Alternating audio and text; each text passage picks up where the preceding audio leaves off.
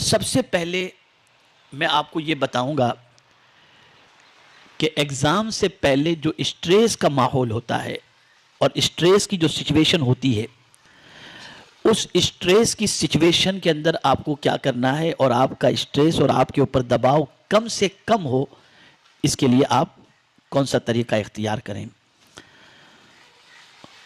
Stress کس چیز کا ہوتا ہے؟ پتہ نہیں کیا ہوگا، میں یہ کر بھی سکوں گا کہ نہیں کر سکوں گا، میں پیپر لکھ سکوں گا یا نہیں لکھ سکوں گا، میں میتھس کا جو ہے ایگزام صحیح طور پر دے سکوں گا یا نہیں دے سکوں گا، میرا یہ پیپر صحیح جائے گا یا نہیں جائے گا۔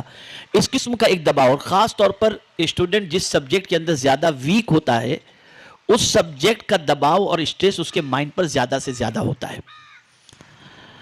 تو اب اس کے لیے آپ کو کیا کرنا ہے؟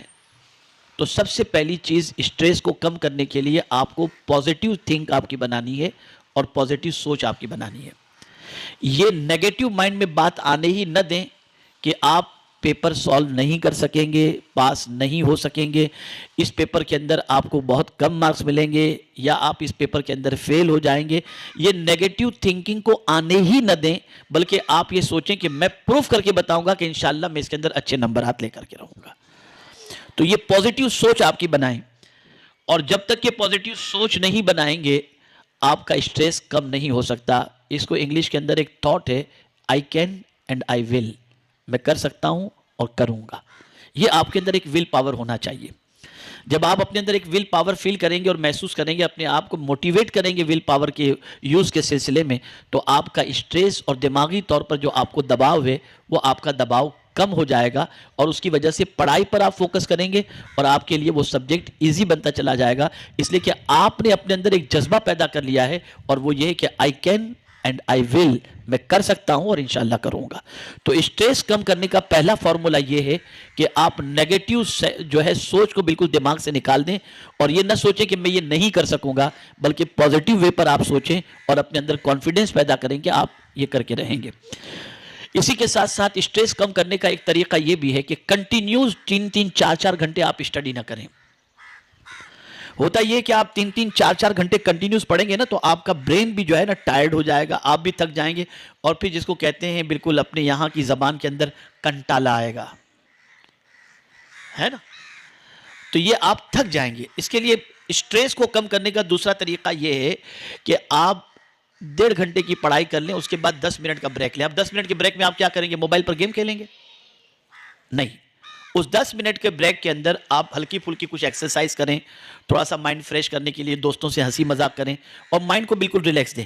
تو اس سے کیا ہوگا کہ آپ کا مائنڈ انشاءاللہ العظیم فریش ہو جائے گا، اور اسٹریس اس سے بھی آپ کا کم ہوگا۔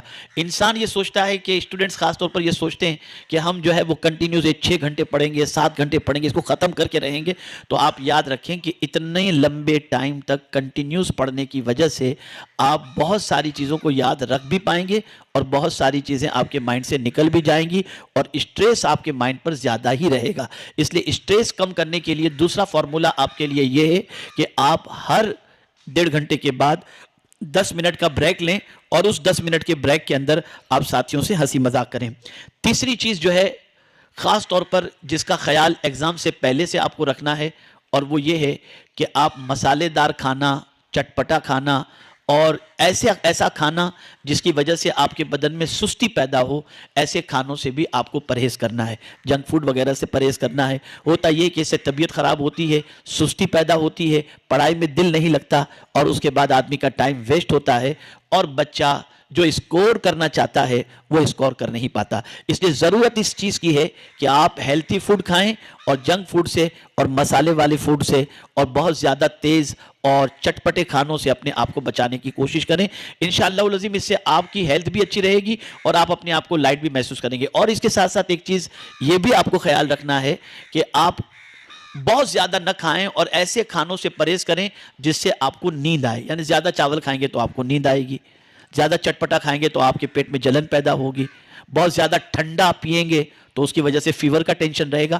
تو آپ ایگزام سے پہلے اپنے کھانے پینے کو بہت جو ہے پرفیکٹ کر لیں، اور اس کے اندر خاص طور پر جو ہے لائٹ کھانا پسند کریں، اور لائٹ کھانے ہی پر اکتفا کریں۔ انشاءاللہ العظیم اس سے آپ کی ہیلتھ بھی اچھی رہے گی، برین بھی کام کرے گا۔ لیکن اس کے ساتھ ساتھ یہ بھی میں عرض کروں گا کہ ہیلتھی فوڈ کھائیں، اور خاص طور پر اگر اللہ نے توفیق دی ہے اور آپ کے پاس کیپیسٹی ہے تو ضرور بھی ضرور کچھ بادام کھا لیا کریں اور رات کو کچھ منقع بھگا کر کے رکھ کر صبح اٹھ کر کے منقع کھا لیا کریں. انشاءاللہ العظیم اس سے برین بھی اسٹرانگ ہوگا اور پیٹ میں انشاءاللہ العظیم اس سے ٹھنڈک بھی آپ محسوس کریں گے. پیارے بچوں، خاص طور پر ایک چیز اور ذہن میں رکھنی ہے کہ بچے یہ کرتے ہیں کہ رات کو لیٹ نائٹ تک پڑھتے رہتے ہیں. یہ لیٹ نائٹ تک جو پڑھنے کی عادت ہے نا، یہ بھی اسٹریس پیدا کرتی ہے اور برین کو تھکا دیتی ہے. آپ عشاء کے بعد جلدی سو جائیں، اس لیے کہ آپ 3-4 گھنٹے کی نیند لے کر کے جب اٹھیں گے، جو شروع کے حصے کی نیند ہے، رات کے شروع کے حصے کی نیند جو ہے، اس نیند کے بعد جب آپ بیدار ہوں گے تو آپ کو تھکان محسوس نہیں ہوگی، آپ اپنے آپ کو بالکل فریش محسوس کریں گے. یہی وجہ ہے کہ انبیاء کرام علیہم الصلاۃ والسلام، اولیاء کرام علیہم الرضوان عشاء کے بعد جلدی سو جاتے اور پھر رات کو مڈ نائٹ کو اٹھ کر کے یا آخری پہر میں اٹھ کر کے تہجد کی نماز ادا کرتے، تلاوت کرتے، اوراد و وظائف پڑھتے. اس لیے کہ اس وقت ان کو نیند نہیں آتی ہوتی، اس وقت وہ نیند کر کے چونکہ اٹھے ہوتے ہیں اس لیے فریش ہوتے ہیں. فریش رہنے کے لیے ضروری ہے کہ رات کے شروع کے حصے کے اندر آپ پہلے سو جایا کریں. آپ بڑے بڑے سائنٹسٹ کو دیکھیں، بڑے بڑے علماء کو دیکھیں، بڑے بڑے اسکالرز کو دیکھیں تو وہ رات کو 10 بجے کے بعد ان کے گھر کی لائٹ جلتی ہوئی آپ کو نہیں ملے گی، وہ سو جاتے ہیں، بالکل سو جاتے ہیں. اس لیے کہ وہ وقت پہ آرام کرنا وہ دماغ کو کافی سکون عطا کرتا ہے. تو اس چیز کا آپ خیال رکھیں کہ رات کو جلدی سو جایا کریں اور اسی طرح سے آپ صبح 5 بجے اٹھ کر اسٹڈی کریں. اس وقت آپ کا مائنڈ فریش ہوگا، بالکل بلینک ہوگا، جو اس کے اندر آپ رکھیں گے وہ آپ کو یاد ہو جائے گا، بالکل محفوظ ہو جائے گا اور انشاءاللہ العظیم اس وقت کا یاد کیا ہوا آپ بھولیں گے نہیں اور آپ کے لیے کافی یہ مفید رہے گا.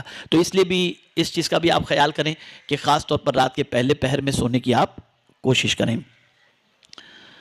اسی کے ساتھ ساتھ دباؤ کو کم کرنے، اسٹریس کو کم کرنے کے لیے آپ تھوڑا سا واک بھی کر لیا کریں مارننگ میں اٹھ کر کے.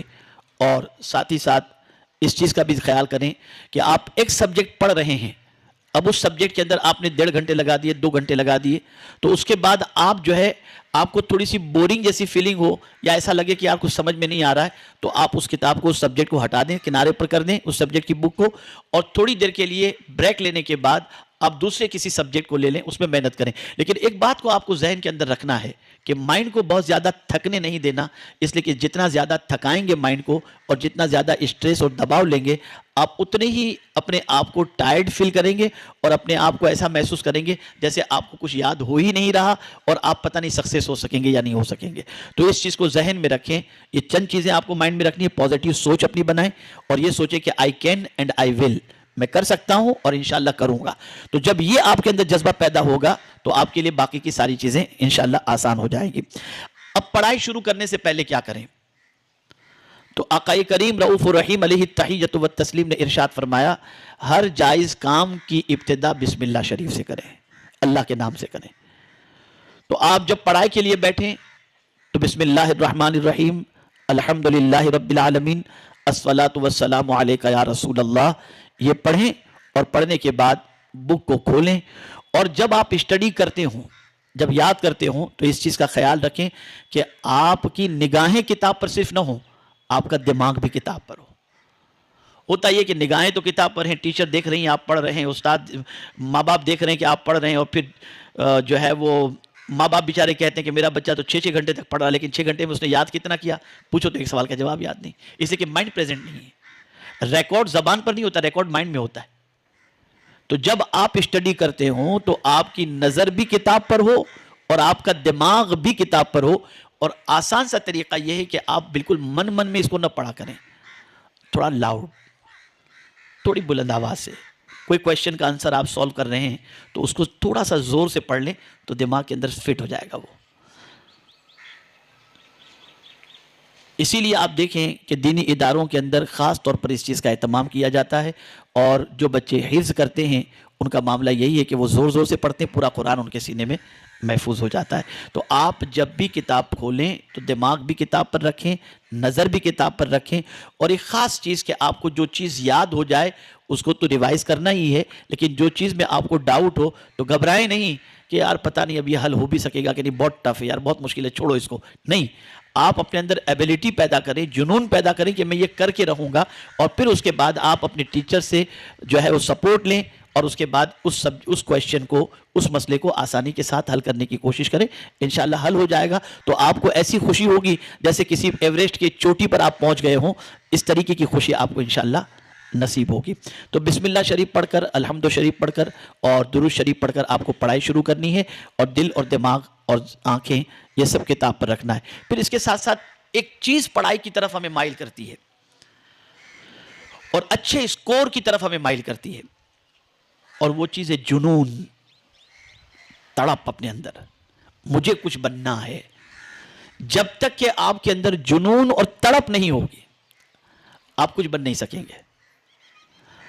آپ ٹھان لے کہ مجھے اتنا کرنا ہے، تو ایک چیز یاد رکھیں، اللہ نے ہر ایک کو ول پاور عطا کیا ہے، اور وہ اپنے ول پاور کی بنیاد پر دوسرے جب پہنچ سکتے ہیں تو وہ بھی پہنچ سکتا ہے۔ غلطی اس کی ہوتی ہے کہ اس کے اندر وہ جنون اور تڑپ نہیں ہوتی جو اسے وہاں تک پہنچا سکے۔